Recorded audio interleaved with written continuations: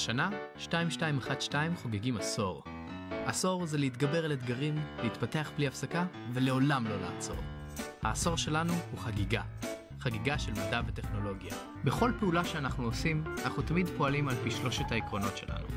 התלמידים הם היוזמים והמבצעים, תמיד נעזור לאלו הזקוקים לנו, וכל זאת בתוך רוח הגריישס פרופשיונליזם שלנו. שהם אחת הקבוצות היותר בולטות בתחרות ולא בתחרות.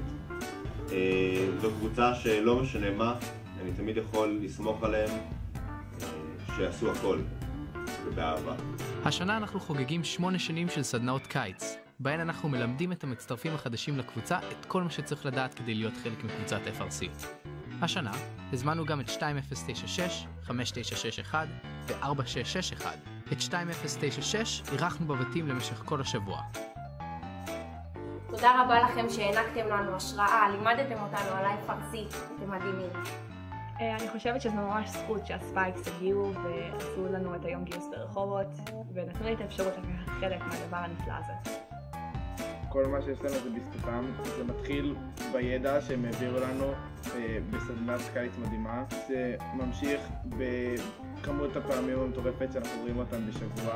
אני חושב שבלי הספייקס לא הייתה לנו קבוצה.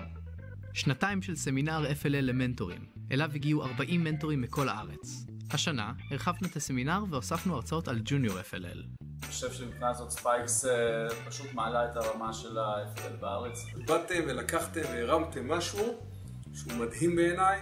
3 שנים של מנהל, שם אנחנו עוזרים לילדים מרקע קשה בלוד בשיעורי בית. ושנה ראשונה של פתיחת 2 קבוצות ג'וניור FLL.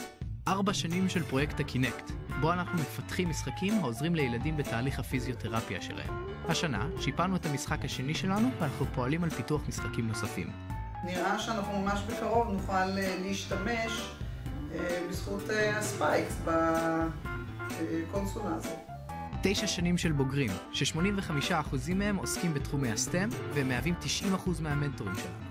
3 שנים של בניית ערכות לתחרויות ל-FLL, כשהשנה הזמנו קבוצות נוספות ובנינו 80% מהערכות בישראל. 6 שנים של התנדבות בתחרויות פרסט. השנה שלחנו מתנדבים ל-94% מתוך כל האירועים בישראל. מחיפה ועד דימונה, אנחנו היינו שם. אני מכירה את הספייקס כבר 9 שנים ואני רואה איך לאורך השנים היא עוזרת ותומכת בכל קהילת פרסט, בכל התוכניות. זו קבוצה שאפשר לסמוך עליה שהילדים יבואו ויעשו כל תפקיד באהבה ובשמחה. אז מה זה עשור בשבילנו? עשור זה 10 שנים של עשייה, 10 שנים של משפחה, 10 שנים של ספייקס.